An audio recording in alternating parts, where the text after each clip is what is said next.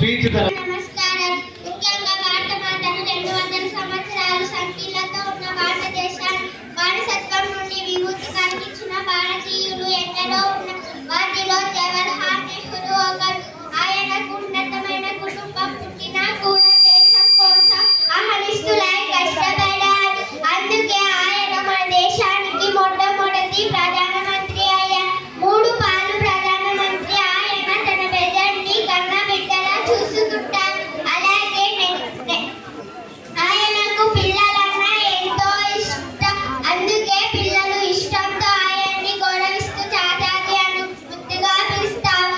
ఆయన ఎప్పుడు తెల్ల చొక్క ఎర్రని గులాబీని ధరిస్తారు. చాచాజీకి పిల్లలన్నా ఎర్రని గులాబీ అన్న ఎంతో ఇష్టం.